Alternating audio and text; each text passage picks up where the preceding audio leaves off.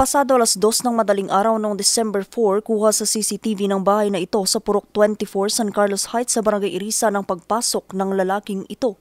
Nagmamasid-masid ito noong una hanggang sa lumapit ito sa motorsiklong nakaparada. Dito sinira niya ang lock ng top box ng motorsiklo at tinangay niya ang perang laman ng wallet bago ito sumibat. Kinaumagahan po ma'am, may kumatok po sa amin ma'am, kakilala po namin, na binigay po sa amin yung wallet, then kasama po yung license.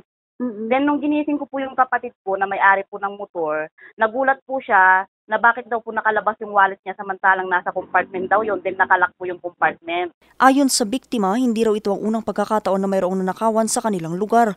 Actually ma'am, hindi po niya nabilang ma'am, pero medyo may kalakihan din po ma'am, kasi income po yun ng shop ma'am.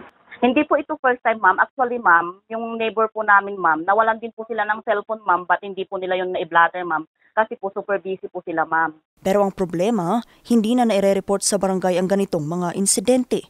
Isu ma'am tati, dapat nga i-counterpart ko iti residente tayo, no adaman iti natakawan or naakyat bahay, o no amin man dita nga nangyari iti purok, i-report ako mati purok leader tayo, i-advise mo ti purok leader nga i-blatter tayo ti barangay, kan station 9, kan no, makita damot nga dati suspicious kuma iti purok nga aldaw man kan rabiida, itawag da kaagad pa-monitor tayo nga nagdagos ti PNP. Samantala sa kuwang video namang ito noong December 5, pasado alas 3:20 ng hapon, kitang lalaki na namimili sa loob ng isang convenience store.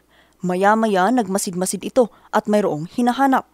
Makalipas ang halos 7 minuto, lumapit ito sa stante ng mga alak at biglang pumulot ito ng 2 bote at saka isinilid niya ito sa kanyang suot na jacket tsaka umalis.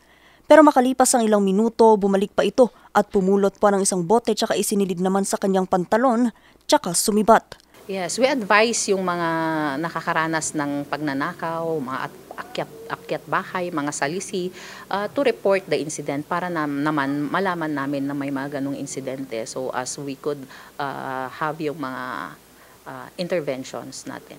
Sa ngayon, nakapagtala na ang Baguio City Police Office ng 12 kaso ng akyat bahay at 36 na kaso ng salisi. Bagamat mababa ito kumpara sa 59 na kaso noong nakaraang taon, pinag-iingat pa rin ng publiko, lalo na ngayong Pasko. Vanessa Bugtong, RNG News.